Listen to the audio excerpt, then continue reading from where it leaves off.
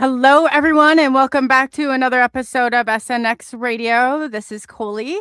I apologize. The music is a little bit different. I'm trying to mix it up, and I still don't have that right balance yet.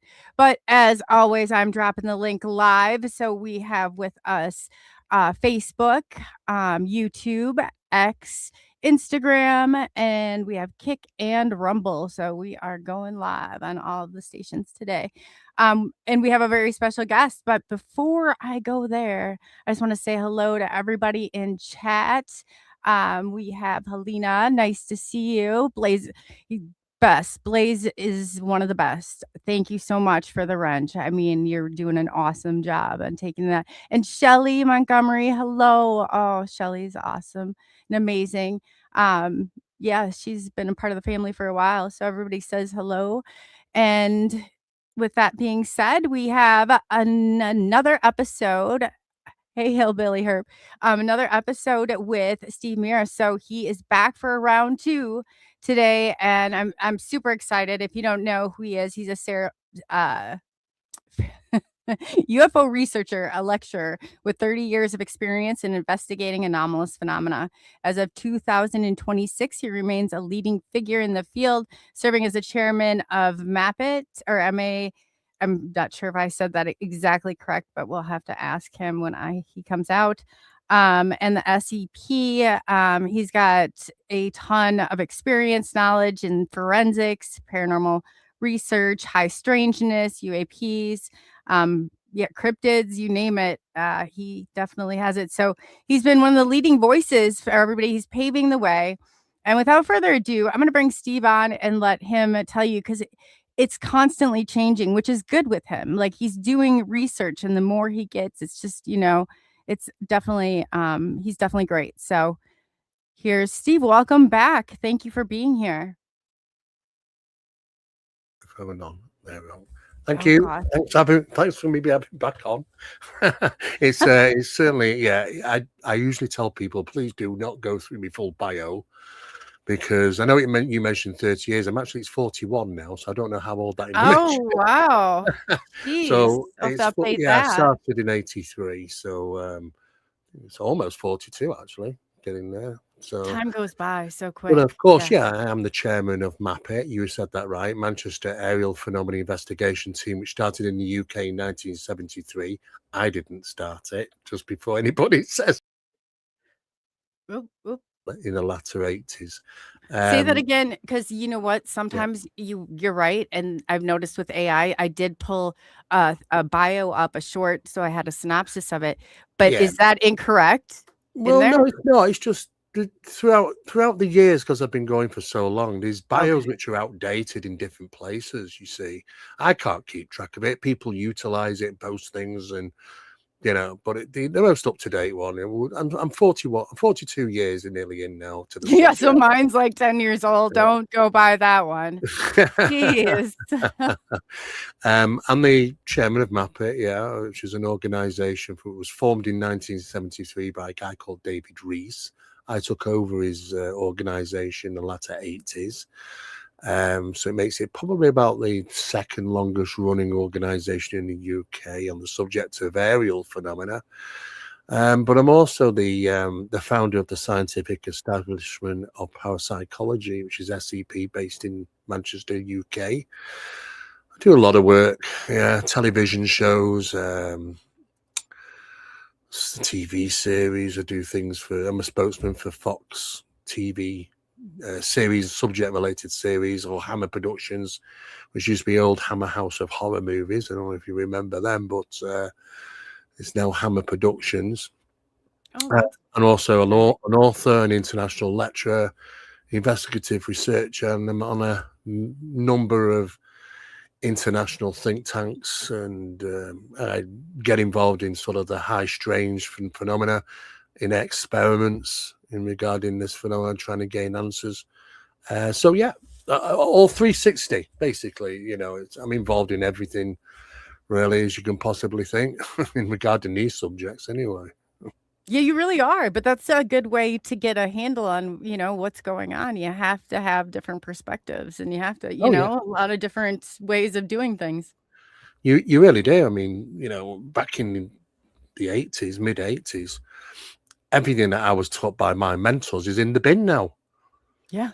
Because that, we've learned a lot, and you don't realize what over a period of time we've learned a considerable amount of things which we have to just disregard other things now, because the narrative has changed. We've learned so much about the various different forms of phenomena, and initially, everything we were just simple narratives, but there's nothing simple about any of this. Various phenomena around the world. We wanted a simple explanation, but there isn't one.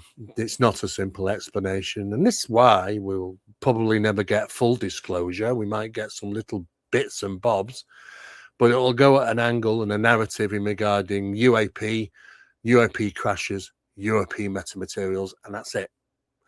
Because you only got to ask, the main question is, when you got these UAP hearings taking place in the US, why did he never use the words alien abduction? Why did he never use the words experiencer? Because that's a narrative that they don't want to use. They don't want to go down that road. That gets too messy.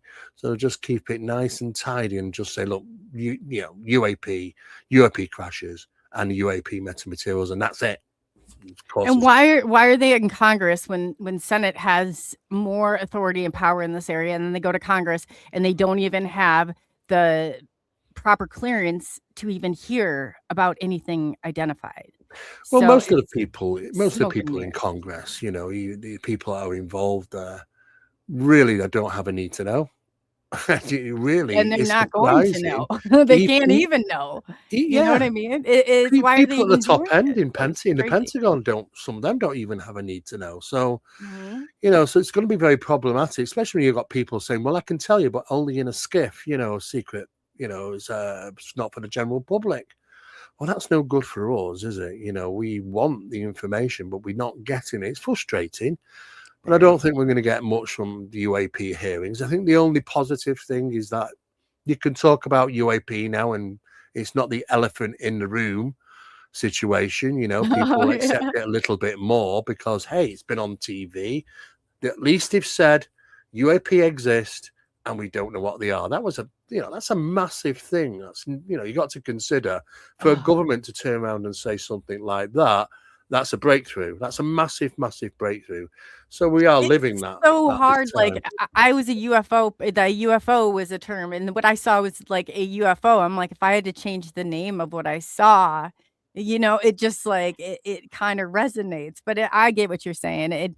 Man, did people really? I Mm. didn't think that they would throw such a tantrum over it altogether. But Well, it's only because UAP. I mean, when you say about UFOs, okay, so, but UAP covers more than just UFOs, intelligent light phenomena, plasma phenomena, USOs, which is yeah, underwater ones, space when they're seen orbiting Earth, unidentified space vehicles, USVs. yeah. It covers so many more. So they've opened the spectrum to it all. And And then just the there's the terminology is identified wrong. one. Yeah, I don't Yeah. know. Rick Doty claims that 2 of them, that there's 2, like, brevity codes for identified crafts, and I'm like, "Well, why would we even messing around with any of this for?" Yeah, well, Richard knows.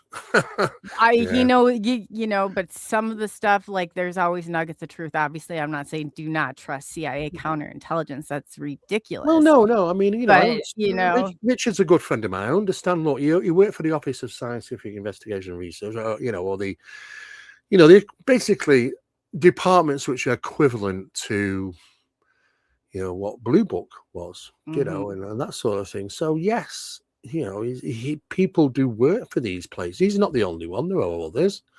And there were very high-ranking situations and secretive. But at the end of the day, you are privy to some things, but you're Mhm. also privy to things you can't say. There's a limit. And it's not, it's like when me being involved in think tanks, I'm aware of things that I can't disclose, but I wouldn't be involved in think tanks if I thought that the information would never be disclosed at some point. I just wouldn't do it because I don't think that's fair. I am aware that there's usually times when they say, okay, this can be talked about now, or, and I get the nod. Other times it's like, well, no, you got to wait. You can't talk about that until we tell you that it's the time that we can talk about it. So yeah, and they're well ahead, more than a year ahead in regarding information. So Oh, yeah. there's plans for things to be released in 2027 and into 2028. I'm aware of. So that's how far they're ahead. It's easy to get in there and construct the if even that much time in advance what's going to happen, it's going to be a whole different, type of Yeah. perspective. Yeah, it's interesting times, especially over the next few years. We're going to see some significant shifts or little jumps, not too big, but little jumps. I mean, if you look from where we are now compared to where we'll end up, you consider it probably quite a big jump, but it's done in stages because we've got to digest material. We've got to measure feedback from the general public on how they're going to perceive it. We need on board people from numerous scientific departments, at least 6 of them, including the Vatican. The Vatican have already discussed about certain things and what they can put forward and what they shouldn't put forward. So yeah, it's very intricate. There's a lot of things that have to come to play together for little bits of information, which are nuggets of gold, really, which gets out. There's a lot of working in the background about them. Oh, definitely. Definitely. The Vatican, oh gosh, you see it that to me sounds so confusing. Anytime they get involved in it, it seems like the information is restricted. It's not Yeah. brought out, anymore. If anything, it's filtered, Yeah. it's not going anywhere. Yeah, well, the Vatican have always been the biggest players, actually, in all of this. I mean, they're more powerful than any president, and any prime minister of any country. The Vatican itself is a country to itself, Vatican City, and they are extremely powerful. And knowledge is power, and they have it, and they know a lot. They've been sitting on things for a very, very long time. So, I mean, about 4 weeks ago, they released a document. And this document hasn't been re-altered or republished for many years, and it's called the Vatican Norms. Now, this was published about maybe 4 or 5 weeks ago, and it's basically if you Oh, read Lord. through it, it basically says that we now have phenomenon which guises itself as something biblical or religious connotation. So be very careful. So, when we're seeing angels, when we're seeing apparitions of the Virgin Mary, this is what they're saying. Be very careful, because there's some phenomena mimics, there's some phenomena that guises itself as it. And that's what these norms are. This is what it's put out. It's interesting. They're tricking. Yeah. Wow. Yeah. The trickster. Oh, now that puts a whole new twist, because that's possible. Like that always bothered me about the paranormal, because I remember when I was kind of learning how to control some of it, they said you have to be careful, make sure and ask questions as to, and make sure that it's not tricking you. And I was like, Well, it says it in the Bible, doesn't it? It says, it says test the spirits, and that's exactly what it is, because the problem is people are quite happy to just accept of what they're seeing. But the problem is of what they're seeing is that we're dealing with a phenomenon that creates archetypes. yeah. In other words, it creates something that visualizes as what you might want it to be, because the phenomena has a good way of taking the measure of man. Basically sizing them up. What are your beliefs? What do you think this might be? And it can project itself as to what you might think it to be. And this is why the phenomenon has many, many different archetypes, thousands of archetypes, from little small blue beings to tall greys to hairy ones and light beings and you name it. There are thousands of them. And feasibly, we would understand that, well, if they were all extraterrestrials and traveling from various different planets, then we have a big problem, because scientists initially say, and they still stick to the guns, that the slightest change in temperature on a planet, the slightest change in magnetics, the slightest change in rotation, heat, all sorts of different things, plantation, the gases, would make massive, massive changes on living organisms. So why do all these thousands of variations of beings, and there has been thousands, all have 2 arms, 2 legs, 2 eyes, a nose, and a mouth in a bipedal form, just like humans? We only got to take a slight alteration, and that life form is not going to look like us.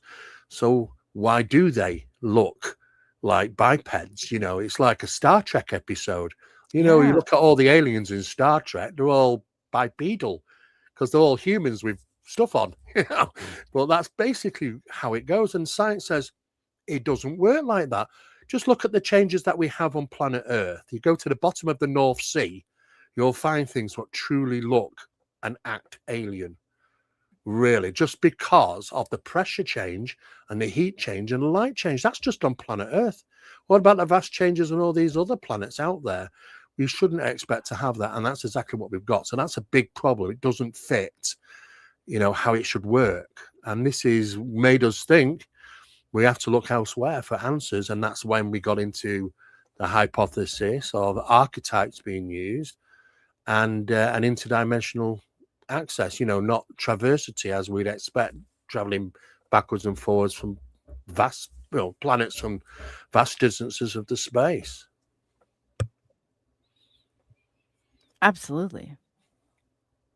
Yeah, it's hard to get your head around it. It is. It is. And I'm sitting here and I'm like, how? I mean, it almost it makes sense. It resonates. But when after I've even the last time that we had it took me a couple days to process it. And just like 3 days I was into it and I was like, wow, how in the world do you get through your day? And I mean, you just have to, I mean, the Yeah, thoughts that go through, and I thought my thoughts were complicated, but the thoughts that you have, or the birth of these ideas, I guess is a better thing, way of yeah. putting it, is always has to be with you. Well, it's been a learning curve, and it's not just happened overnight. I mean, it's been a lot of. I've been lucky to be in the right place at the right time, to be involved in certain classified experiments which weren't for the general public, and that's about bettering our understanding of a phenomenon and how it ticks. And when we say how it ticks, we pull it apart and we refer it to occult physics or paranormal mechanics or spiritual, you know, technology, spiritual technology. You know, these are the references that be used in the circles, you know. So, but yeah, I mean, I can say I have seen non-human intelligence. I have communicated with non-human intelligence, and I've experienced a considerable amount of UAP in my time, as well as paranormal phenomena, even cryptid on a couple of occasions. You know, different places. Have traveled the world, been in too many countries to list regarding the experiments in the jungles, in deserts, the top of mountains, places where people don't really go. Phenomena Yeah. thrives in locations like that. And you'd be surprised what's actually taking place. But it wasn't just a jump in there, because it would have been quite dramatic for me. But it's been it's been like raising the bar every so many years. Oh, right, that was really fascinating and, you know, incredible. And then something else comes along which is better and better and better. And you have to, when you're Yeah. involved in these sort of studies, you're kind of tested and you're Yes, you monitored, and you do definitely. obviously want to see what your reactions are, these other people, and see if you can maintain yourself in a psychological process. It's hard. So I've had many sleepless nights. I just sat there and my brain won't switch off trying to ponder it all. I can't imagine. I'm like, because this is complex. There are no easy, like, Yeah, answers. There are no, I mean, when I got caught up in this journey in 2017, but you were an experiencer since 7.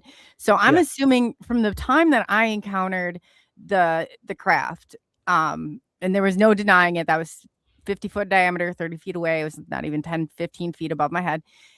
But everything changed. I started to research. I started to get into like physics. I started to get into all of these things where I was like probably more worried about what I was going to wear, you know, to wherever that day. I mean, that's the place I was at.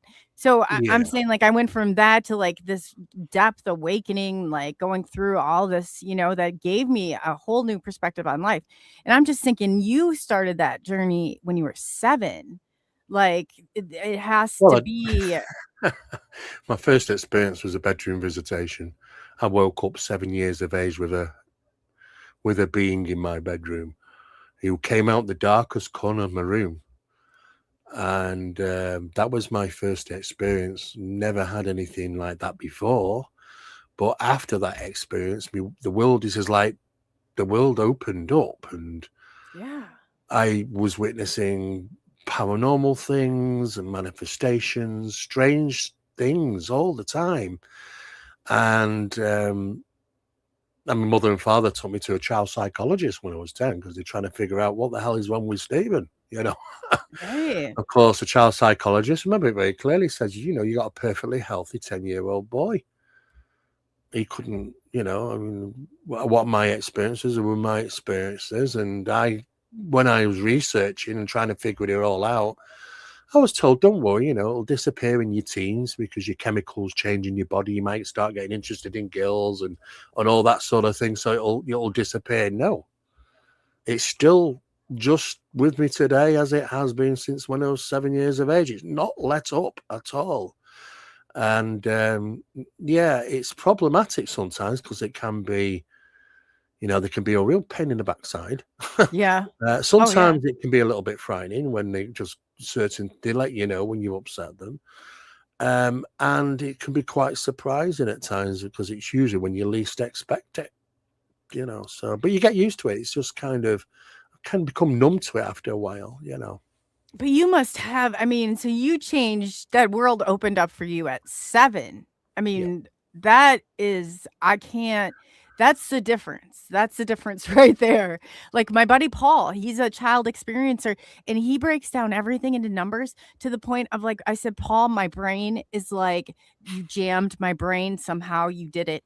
But but his mind was also opened up when he was, yeah. So this makes Yeah. so much more, this just, like, clicked. Well, I yeah, don't I know if mean, you it's a get what I'm perfect saying, but opportunity, though. yeah. It's a perfect Wow. opportunity for me because I've become a researcher of scientific experiments. It's been helpful because I've been able to access phenomenon which is rare for some people to experience, but not for me. So it's been helpful, over the years conducting experiments because, phenomena seems to be present in my life. It came knocking on my door. I didn't knock on its, Yeah. but that door really never shut. And I think what happens then is everything else seeps through and it just absorbs you. And I mean, I'm an engineer by trade, but I couldn't get away. Every time I tried to I mean, I did some contract work for NATO in communications and telecommunications and things. It just kept dragging me back. I was like, this is the path they want me on. Mhm. So maybe, because I do know from the experiments that we've conducted that they are aware of future events. They've demonstrated that a number of times to us and they've been absolutely correct. So I you have to think, well, when you have this first experience, this is an initiation. It's an initiated experience. It's when it starts through that first experience. How do Yeah. I know that they couldn't look into years ahead, 25 years later, knowing that I'm going to be in LA lecturing to 10,000 people about this? They might want that. And that initiated experience put me where they wanted me to be. It could be that. I think that too. Yeah. And I said that there's the points of reflection, and that tells you if you're going the right way. I never thought that I would be sitting here doing this, but I think There you all go. along it was everything that was happening was to put me right here. Yeah. It's like a calling, isn't it? It's Yeah, very strange. it is Yeah. very strange. Yeah. Very strange. And Yeah, it's, it is. it's a lot to digest. And once you do and you embrace it, and sometimes I don't even like think about that part because I'm like, that part's under control. For Mm, whatever reason, this is what they told me I was here for. And I've tried every which other way. And I've tried, and it's like, this is where I'm locked in. yeah. there's no escape. Once you, No, and it no, is literally no, like there get under your isn't skin. There is, either. if they're interested in you, there's nothing we can do. This is one of the biggest problems we have in regarding any form of disclosure. How on earth can we tell people that we do not control the skies, that we cannot stop this phenomenon from interacting with people? We cannot help people. There's nothing we can do. How are you supposed to tell the general public that? Because that's the real, no government wants to turn around and say, sorry, but we've got no control. They never, ever want to do that, so they're going to try and steer away from that as much as they possibly can until they can learn. And believe me, there are scientists in the background, go head over heels in work, trying to figure it all out and running different experiments to try and work out the mechanism. Can we manipulate it? Or can we weaponize it? Because weaponizing comes first before manipulation, because, Oh, and their yeah. argument is, because I put forward the questions, the reasonings why behind it. Well, if we don't, China will, or Russia will. So we got to do it. Oh, yeah. So you end up in a situation where, well, okay, we got to weaponize it because somebody else might do it before us, and that might be problematic. Oh, I know. Is that, and I said, if we thought of it, they've already done it. So what are we doing here? Come on. Oh, yeah. Yeah, they've done a Oh, lot of secret experiments with people and communicate, even with consciousness, trying to weaponize consciousness. oh, yeah. They're It's everything. yeah. It's like everything. That's what I feel more or less that we are the human experiment We rather really are. than, Yeah. yeah. Oh, most definitely. And the thing of it is like you said, they know the Mm. year, they've got the plans, and their architecture is what's Yeah. structured here, not ours. Their architecture, and you can see it. I mean, it's just, oh Well, gosh. it's all down to how we want to perceive this, because first off, we've got to consider the fact is, and research has been carried out to show this, it proves it, that this phenomenon, which is a phenomenon because it consists of many different aspects, really, it predates all religions. It was around before all the religions. So when we look at the religions in India or Africa or Europe or or the Americas or South America, we've got to consider the phenomenon came before it. And when we look at reported incidents from all over the world, it seems that they seemingly have biblical powers or godly powers. They can levitate. They've been seen to walk across water, just like Jesus did. They can pass through solid items. They can infiltrate your mind, your consciousness. They can cause you to visualize reality differently. They can even manipulate reality to have your encounter. You think, well, that's all godly encounters. It's all godly abilities. Right. So have we, and there's a human race, this is one of the big questions that are being asked at the moment, have we misinterpreted all these gods and deities as phenomenon? That's a big what I question. wonder. Yeah, I Big do. question. Yes, Yeah. especially go to the Greek. I mean, mythology. Oh, yeah.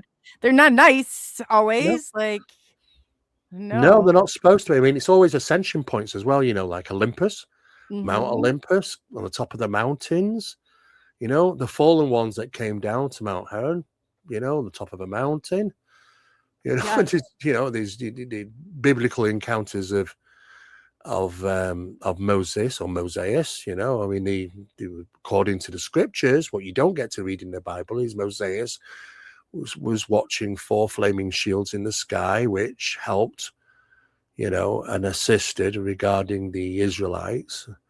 So you think, well, he was up on a mountain, they call it Sinai, but it's not, that was the ruse, it's another mountain, but these ascension points are important. This is when you start to wonder, why are Buddhist temples on top of mountains?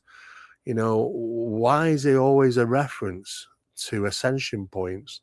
And because it's said that's where we're nearer to the gods, and what is that? if we're nearer to the gods. Well, in other words, we're higher in altitude. In other words, we're nearer to the sky, nearer to the heavens. So it's something to do with that. It's about what is above is so below, in a sense of speaking. Yes, yes. Oh, yeah. As above, so below. As within, so without. Yeah, that's it. Definitely. That's it. There's a lot of people asking those questions now, and querying Oh, religion. it really is so true, though. The big thing back when I started this journey was the I am. And I pondered upon the I am for, I don't know, forever, because but I understood it the more I got. I was like, Yeah, what does that mean? What do they talk, but it just kind of, I don't know if it's a way of changing you just enough to be open and receptive to, another layer or level. But we definitely are yeah, growing together, like, as yeah. a but then No, there's they've always there's, been experiences even in biblical days.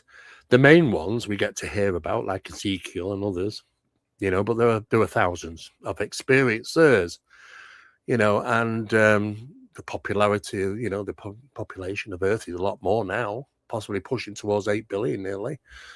You've got to consider the same percentage of people are experiences, which means that's a lot more, compared to the days of Ezekiel anyway. But we're having the same experiences now as we were in ancient times. We just call it different names. It's got different names, and different countries call it different things. Some have got blue gods, some have got green gods. Some of the gods are ground dwellers. Some of them are cave dwellers, like as in Africa. It just depends. They've all got. But what's interesting, they all tend to want to do the same thing. They're all singing from the same hymn sheet, in a sense of speaking. Yes, yes. Well, I mean, you look at, I don't know, what was I watching? The Zeitgeist before.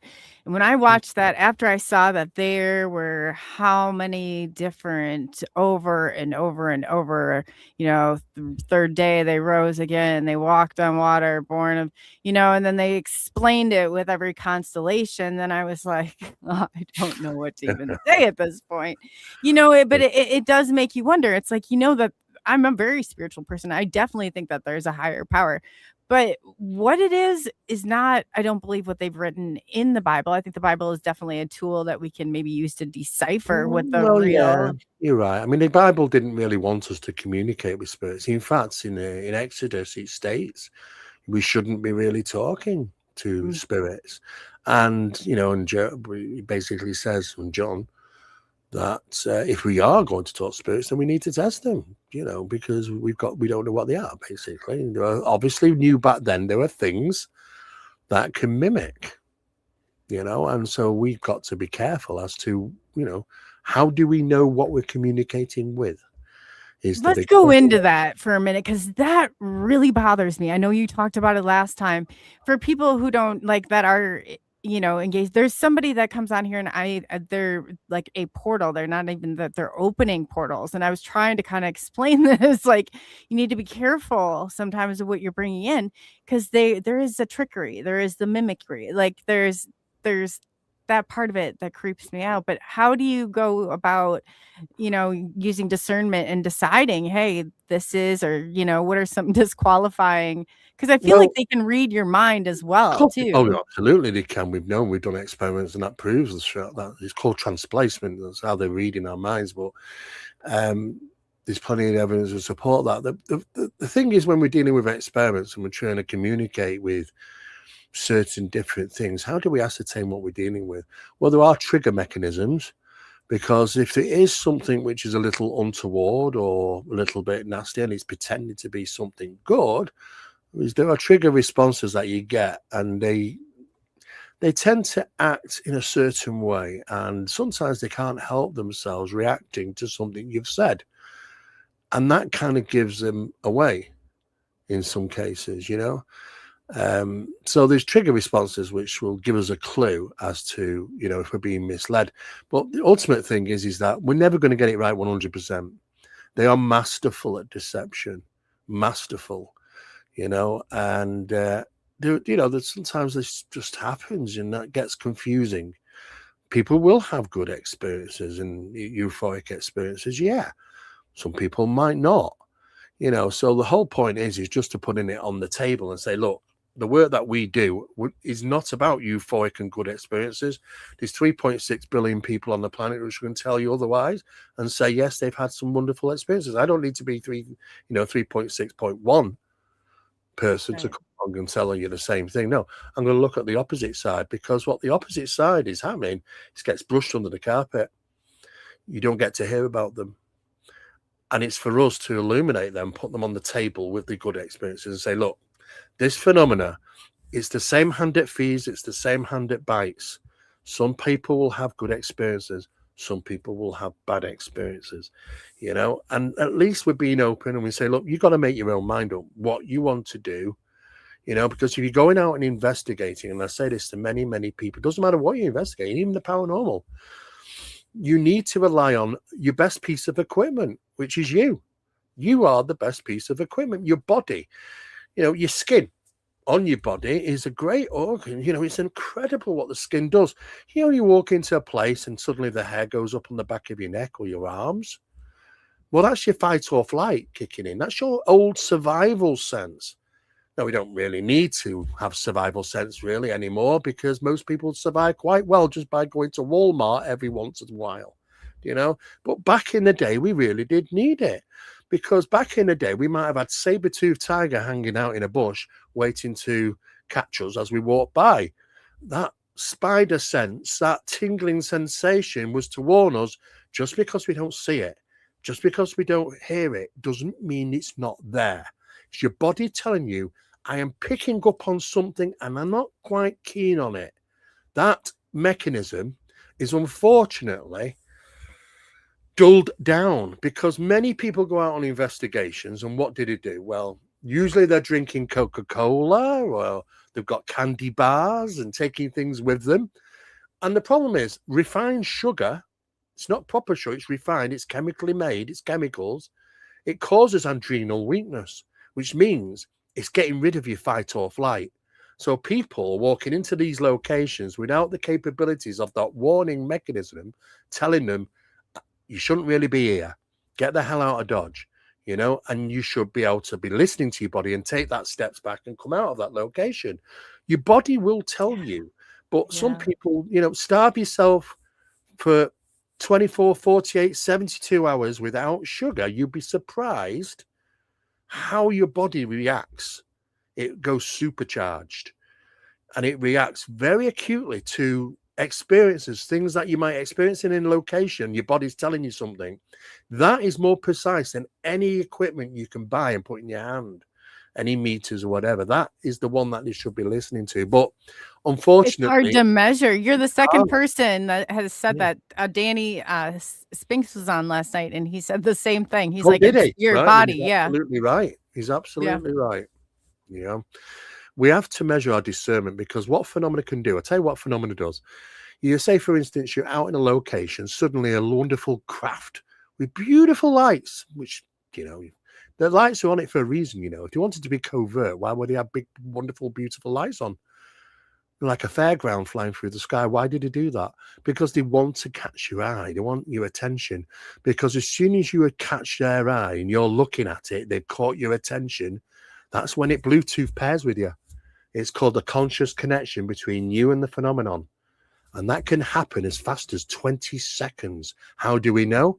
We have something called flow bands, which you put on the head.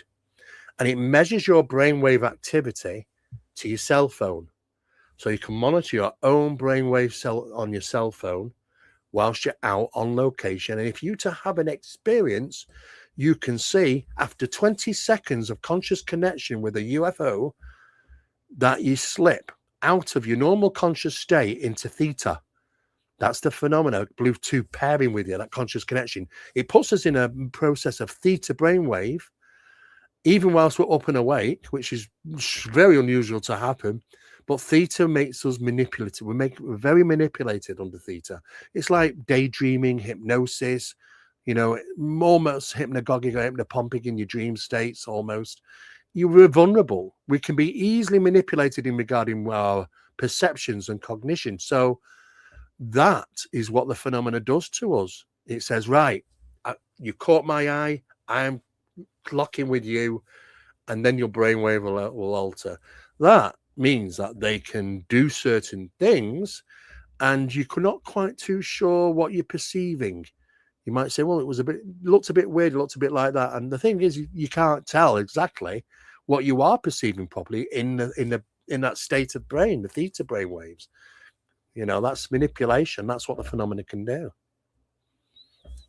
Yeah, and it's a scary somebody else said in there too is, just the fact that they can hook this up and then to our cell phones and then they can trace, track some of this. Do you feel like the government, I mean, are we best to play the game with them, or I feel like they could easily access all of this stuff? A better question The is government are maybe like well ahead.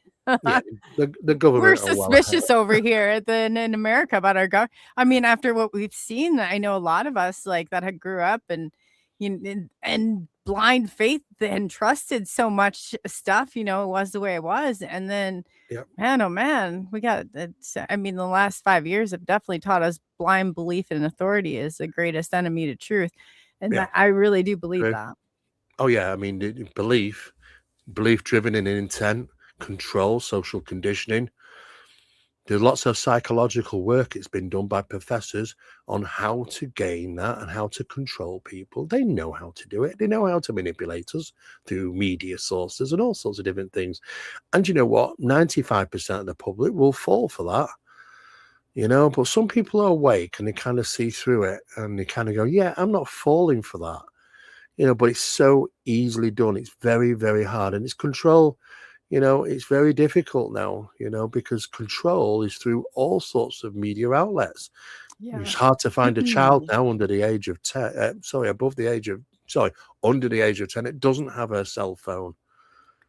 And yes, I know. And you know what? When I was giving my son, he's 17 now, all of these electronic devices, I was like, oh, I'm, going to keep an eye on him, or this is great. I didn't have, but then I started to see what was happening. And I was like, man, I just, too It's late. so difficult. Too late. Yeah.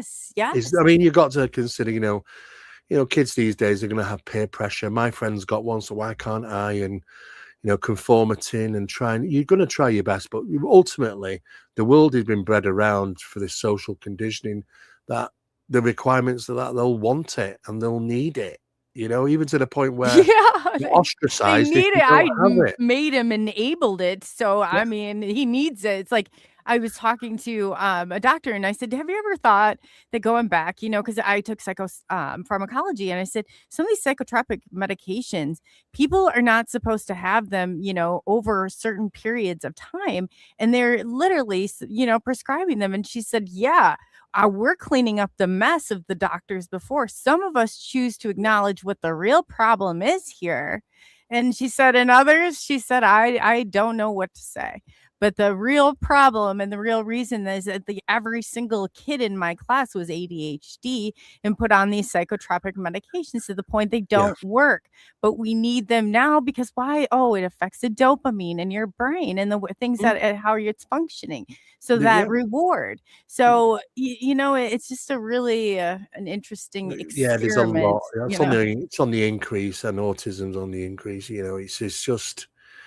It's a difficult time for young uns in the world as it is now. And, by the time they get to our age, they are socially conditioned so much because of their upbringing, but we can't deprive them that, because how they're supposed to function. It's getting to the point now that the world is making it impossible for you not to have the internet, not to have a computer, and not to have a cell phone. They're going to make it so difficult that you become relying on it like your left leg, and that's where the problem lies. The problem lies you've no escape then from being slowly but surely brainwashed by media sources, and it's easily done. Very easily done. Well, yeah, if you have Operation Mockingbird, if anybody knows what that is, it's a government black project where the CIA, and that's why they repeat every single thing when it goes, it disseminates across. Yeah. And it is, I got a real taste for it when I started to become a part of this media exchange. And I was seeing what okay, so, you think I talk to people in the UK and Australia all the time, but they were convinced of certain things that were happening in this country, and when we started to switch back and forth, I'm like, "No, but how am I not?" It gets even deeper when you think about it. It's like, why didn't I see this on their comments and on their Facebook page? Yeah. This all has to have parameters. I mean, it all has that censorship has to be that controlled. Mm. I couldn't believe it. I couldn't believe it. Yeah, It was eye-opening and it experience. still goes on. It's out there. We've faced it. There is a controlling mechanism, and sometimes they don't want you to put certain things out. They're aware sometimes of the work that we're done. I know because they've been in touch with me, and these are people that work for the US government. They're people that are retired professionals and academics that worked for the US government, and they're asking questions. Who am I? Who do I work for? I'm part of CIA, and I do have a work have a work for the Department of Defense, and because they want to know why I know what I know. And it's basically like, well, you know what? You guys aren't the only ones that know this stuff, and you're going to Yeah. have to sort of, because I said basically there are certain things that they know, and they're sanctioned to put things out at certain times, but I'm not. And I said, look, I'm not sanctioned by anybody to be able to say, I can't put this out until next year or whatever. I can put it out when I want, but then I'm not daft, because I've got to play ball with these guys. Yeah. Because you just don't want to mess too much with them and upset them too much. But No. Well, no, you you won't have a don't. bank account that's not hacked, I'm telling you. No, It's like crazy. you can be wiped in basically 12 minutes it takes, Yeah. and you don't exist. Yeah. So I mean, in this world, you need that. You can't do nothing Yeah, you without it. can. Yeah, you can. There is nothing. I never even thought about it Mm. like that. That's worse than a low 12 minutes and you're social gone. credit score is no social credit Well, score. the thing is, 12 minutes, you don't exist. You've no Yeah. birth certificate, so you wouldn't matter if you're here or not, because nobody'd miss you. Wow. You know what I mean? Yeah. Medical records, everything. Now it can be 12 minutes it takes, and you might as well have just faded into another reality because you just don't exist. So Ooh, that's wait till that's being held it's hostage yeah. against So you. I don't Yeah, upset the apple cart. I try and work with people, sure. But and that's a reality that you should probably consider and think how if this were ever to happen. I'm one of those people that type of stuff happens to. So when I hear it, I take it very serious and I think, oh yeah, okay, well, in this type of scenario and situation, how might I react or what can I do? What's within my power, I yeah. guess is more or less. Well, it's like, I mean, there's a documentary that's out at the moment called Age of Disclosure, which everyone seems to be talking about. Those are the sort of people that I'm on with think tanks, you know, and I get to hear things, stuff it's not for the public domain, stuff which is okay, you can talk about it. We're trying to push forward, but you know what? At the end of the day, there's a lot more that's not in that age of disclosure documentary than you'd think. That has to be taken out. That was not allowed to be put out. So what is not just a finished product, what you see now, the finished product, is about an extra 2 hours of stuff that cannot be talked about. It's just a lot of Oh. stuff. But I mean, they did touch on the legacy program, but they're not going to play ball with them in regarding the legacy program, which is secret UAP program. They're never going to find out that. They're never going to give it them. So, but all they could do is illuminate to it, but The ego is at play though in a lot of this. The ego comes to play. it really does. There's a lot goes on. Mhm. People used to say, "Oh, they can't keep a secret." They're mad. Of course, they can Yeah. keep a secret. They, do Yeah. they spend more money on the secrecy on a Mhm. project than the project itself?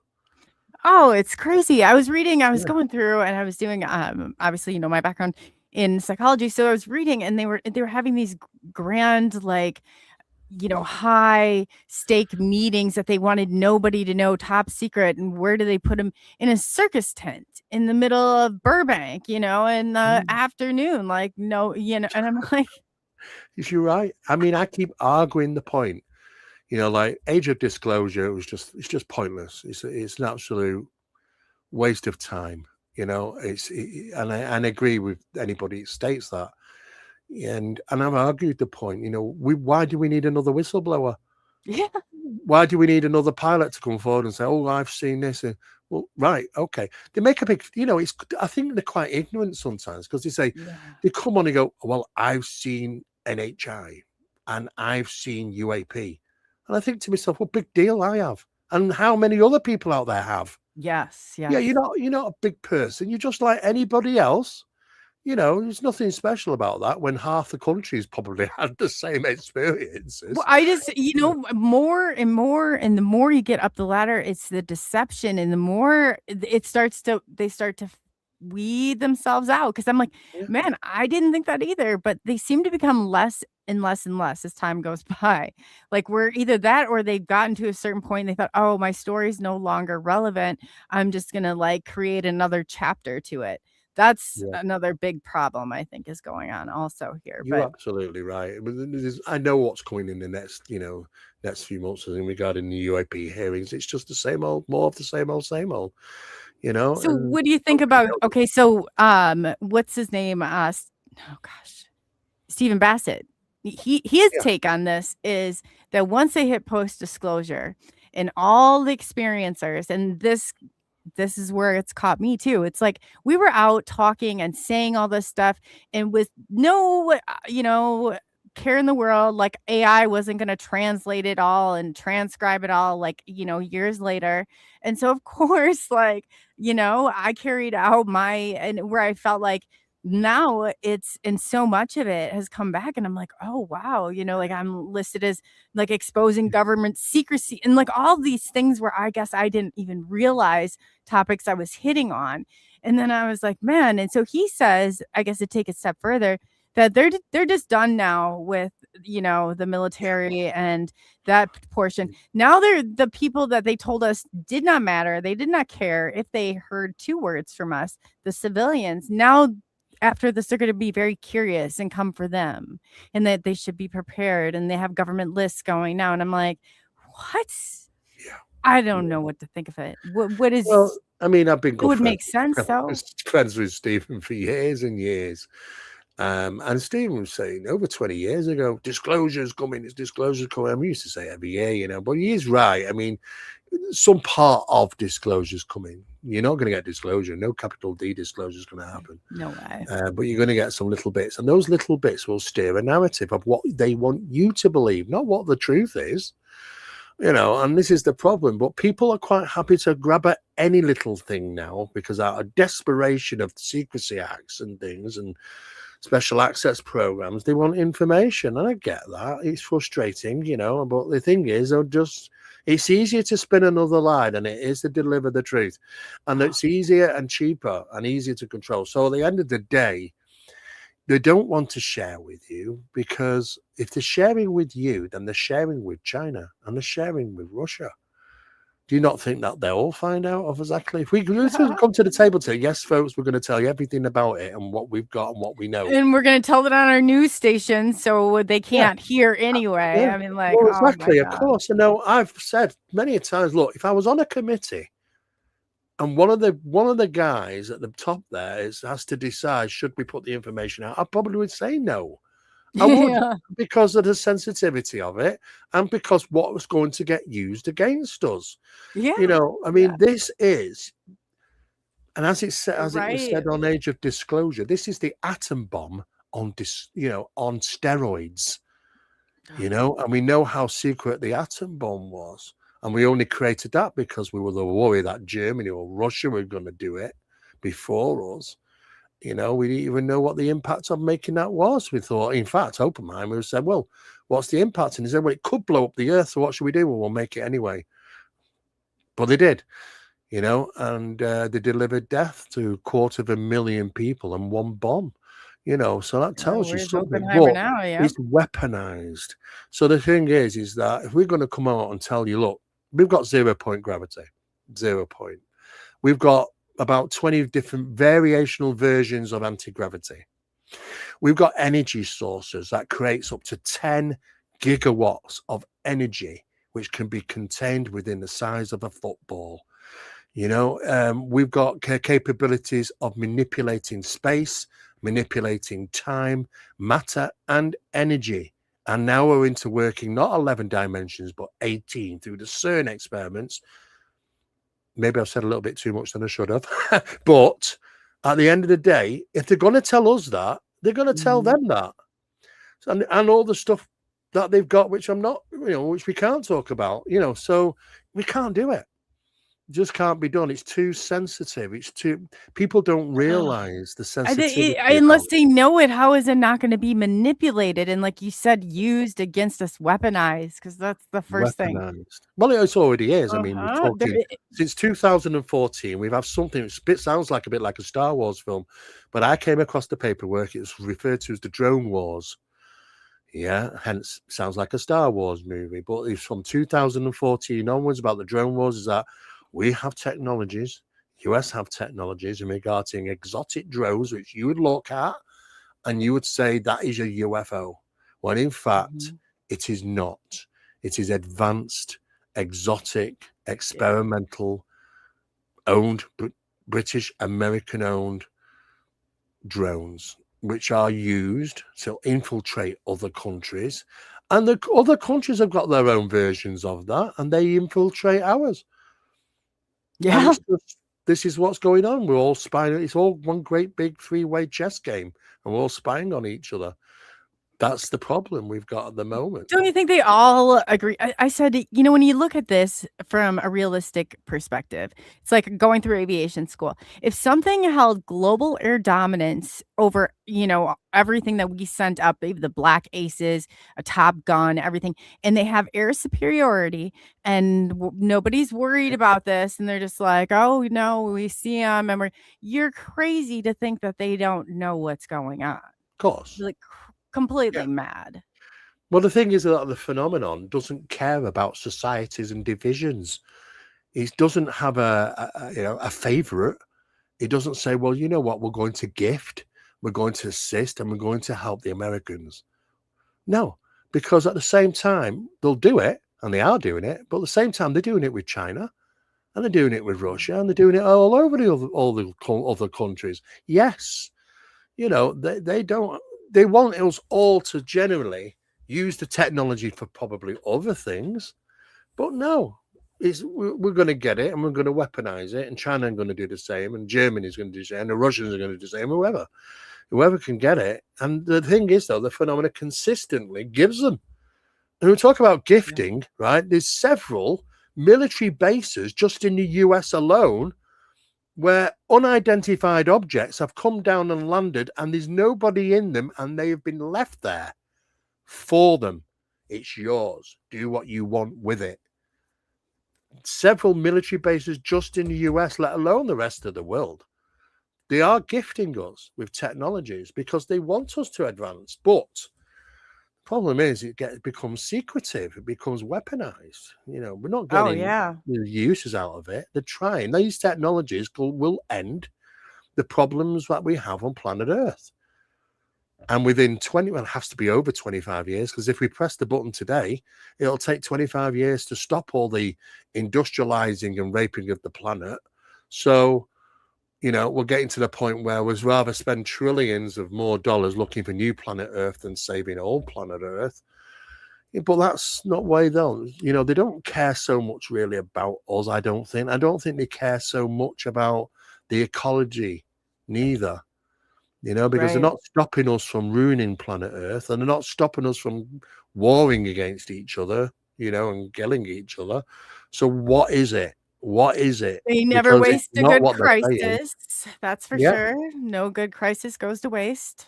No, you're absolutely right. But we get told these things, though. They've always said things like, oh, we're worried about planet Earth. Well, you've been saying that for 80 years. What have you done about it? Nothing. Oh, well, we're worried about humanity. What have you done then to help us? Nothing. Well, they don't interfere, and yet they have their own agendas, but they don't interfere in humanity's things. They just sit back. Oh, they monitor and watch. They love wars and skirmishes because they're always there to watch that. This is. But they can't directly change or alter anything in our reality, can they? They're not seemingly doing so. No, they're just saying, well, maybe they want us to make the changes. because they can't Yeah. make it for us. That's what I'm afraid of. That's what I'm afraid of. So everybody needs to make these changes, and it's like we have an unmotivated, lethargic, half asleep country because they're traumatized. I'm partly traumatized. Like let's say, like over the past, like the different things that have gone on over the past 5-6 years, it's just a completely different upside down world. So it's Sure. hard. Yeah, It's hard. difficult. It's very, very difficult. But things that are going on that people don't know is incredible regarding the phenomenon. I mean, this phenomenon, it likes to be recognized in some cases. It likes to be worshipped. It Yeah. likes to pay homage to it. And that's why NASA have ceremonial launchers of space rockets which have sigils painted on them. Yeah, they And what do are these seem, yeah. sigils? Well, sigils, we know what sigils are. So why are they doing it? Well, when people have asked the question, why are we doing it? The response was, well, it's for them. And so them who? And they say, well, the sponsors that helped us get to space in the first place. And Then you start to yeah. research, and I Von mean all Braun. over the world, rocket scientists, pioneering rocket scientists, where they got their information from. I got it in dreams, got it in downloaded information.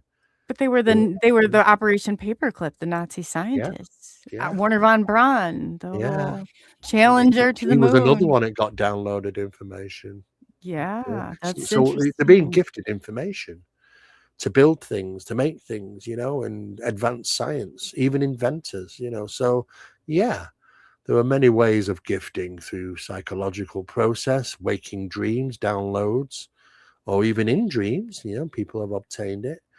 And it's the same for Stephen Hawkins in the UK, when he did his biographies, and how did he manage to find out, work out these equations? It was given to me in dreams. And I used to wake up and write it down. Oh, thank you very much. Yeah. Well, what do you think about, like, musicians, like, going through and they'll Yeah, say that in a sometimes, like, they number. get copyright issues or strikes against it 'cause Yeah. they're coming up with the same what do you think that's Well, about? it's interesting because I am aware, because I was talking to a specialist who worked in Hollywood, that there were certain services that people were offering where you could take your song, which is pretty unknown at the time, and go through some form of ritualistic practice where the song could become very, very important or very famous through the intent of the ritualistic practice, I mean, regarding the song. And you think, what? A service? So how you have to pay for this? And does it work? Well, apparently, I was told, yes, it works quite regularly if you're quite willing to do that, but I don't know what the cost of it is, in sense, money wise or other, to be honest with you. Well, But it's all some people becoming out there do so it. yeah, tailored to the individual. Like, even Yeah. look at how they have that airport, and it's like they up to 100 people can walk through with their boarding pass, and it's gonna show them their information that's unique to them. I'm like, Yeah. that's You'd scary. be That is surprised how much ritualistic practice goes on. oh. It goes on even today. And there are people I can't name you'd know the names if I I told you know these who a lot of people, them yeah, I think I do that are doing stuff and in the some of these community. people have got altars at home Yeah, I just to know. try and find out more about the unknown.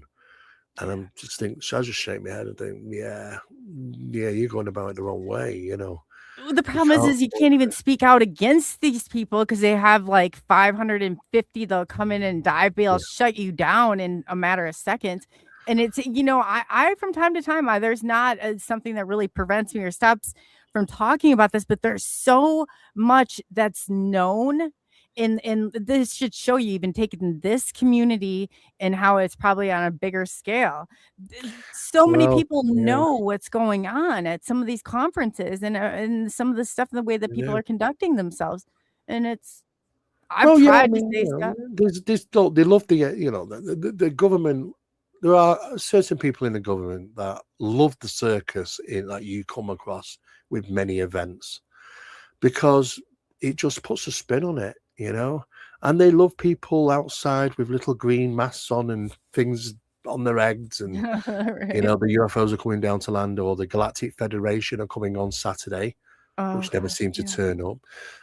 You know, they love all that. They love it because it's No. called absurdity. It causes problems. You know, what they don't want is scientific guys getting together and say, "Hey guys, this is what we know so far. This is what we learned." You know, that NHI can manipulate our reality. If we look at Los Alamos, not just Los Alamos Labs, but also the Lawrence Livermore laboratories, where experiments have taken place in communications with non-human intelligence. And a demonstration by non-human intelligence at those labs was in regarding a small vase, Oh, and it wow. moved across the table. They were moving it across the table. Now they listed it as rail movement. Now there's different types of movement. You know, there's what you call is pod movement, where it goes from one place to another. You've Mhm. got rail movement, where something moves like a train on a train track, an invisible train. It moves from one point to another. And you've got the shunt, which things seem to shunt. Boom, boom, boom, you know. So, and they're looking into the methods of this, and they have this vase, and they moved it across the table. They were communicating with them, and they were told to put it back, so they did. But on the third time they went to put it back, they couldn't pick it up.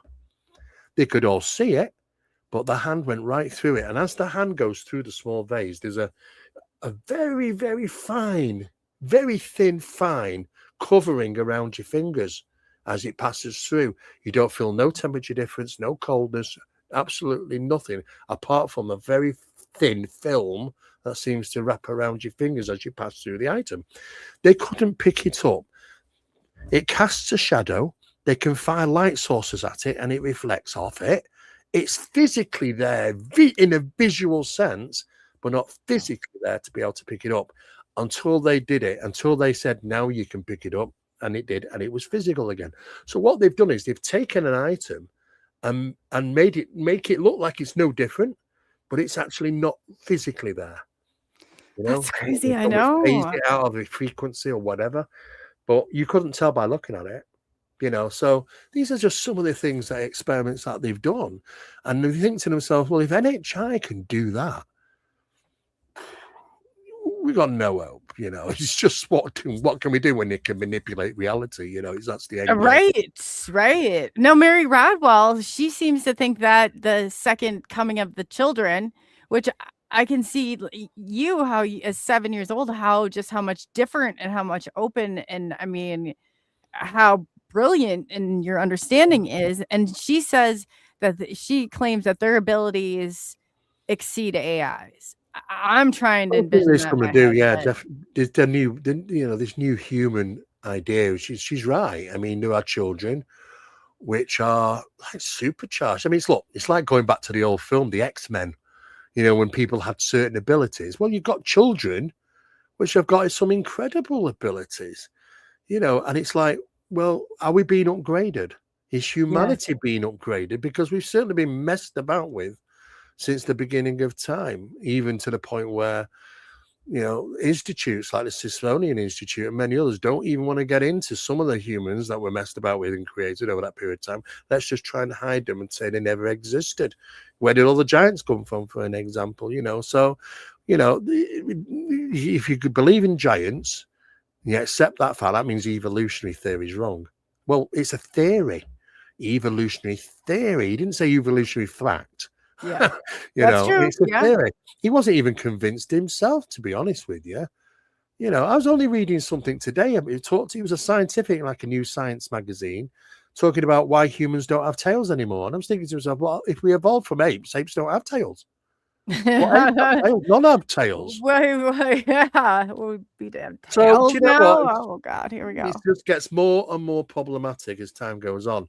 The biggest questions: where do we come from? Is there a God? Is Yeah. there a heaven? When we asked NHI, is there a heaven? You know what the response was? For those that make it. What the hell is that supposed to mean? Oh god. They are tricky.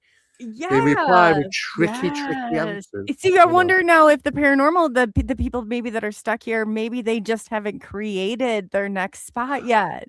maybe we need to work with them on creation. I don't know. This is So difficult to try and I understand, and they do that know. on purpose. You know, they could give us the information, but sometimes now they just like to.